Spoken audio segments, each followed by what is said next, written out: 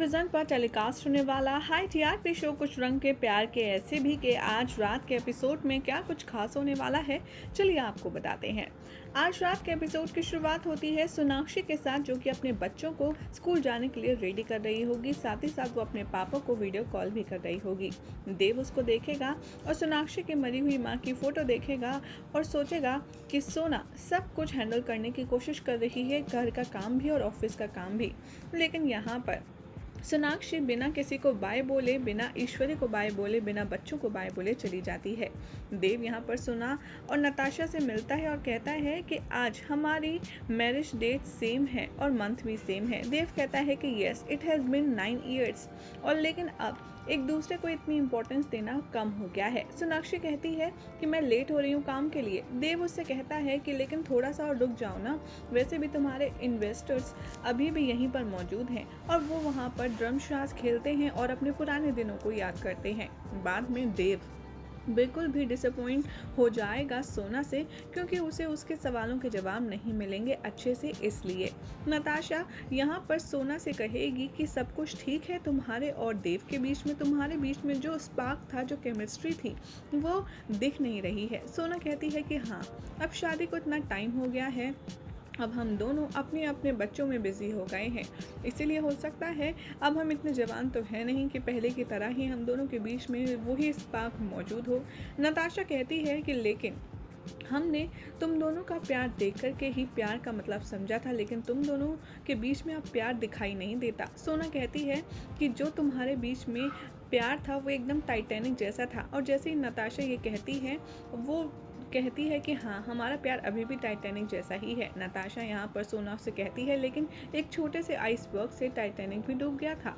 यहाँ पर देव सोना कार में होते हैं और यहाँ पर सोनाक्षी नताशा की बातों में खो जाती है। तभी एक आदमी आएगा उनकी कार के आगे और उसके एक्सीडेंट हो जाएगा। जैसे ही उसे जल्द से जल्द हॉस्पिटल में एडमिट कराया जाएगा, तभी वो अपने बेटे को देखेगा और अपने साथ ले जाएगा। इधर दिखाया जाएगा कि ईश्वरी बच्चों को सुलाने की कोशिश कर रही होगी, तभी देव आएगा। ईश्वरी सोना के बारे में पूछेगी और कहेगी कि वो आजकल बहुत ज़्यादा ओवर टाइम कर रही है, इसीलिए वो काफ़ी ज़्यादा थक भी जाती है और बच्चों को भी नहीं देख पाती।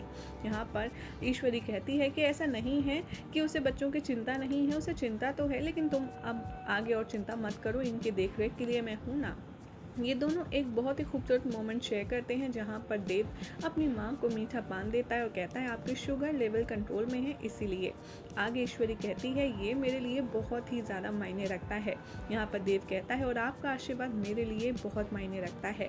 तभी सोना आती है देव की कॉफ़ी के साथ, लेकिन वो देखती है कि देव तो ग्रीन टी पी रहा है। वो पूछती है अरे तुमने ये ग्रीन टी पीना कब शुरू किया? देव कहता है 1 महीना होने वाला है। देव उसे न्यूज़पेपर दिखाता है। सोना जैसे एक्सीडेंट के बारे में देखती है, सोना को पता चल जाता है कि ये वही इंसान है जिसको उसने कल देखा था।